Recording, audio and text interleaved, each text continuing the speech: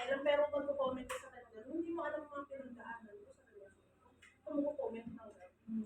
Mali. Kaya pala hindi papasok dito. Kasi alam niya mali siya. Ulo talaga to eh.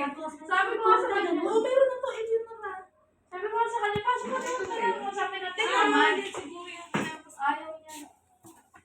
Balo-balo sila. Hindi pala yung sinasabi niya kasi Helen siya ng Helen eh. Yung, di ba? Hindi mo binigay? Hindi, siya pala yung si tatay. Kanina pa nagsasabi. Sabi ko parang okay na ako na like ko eh.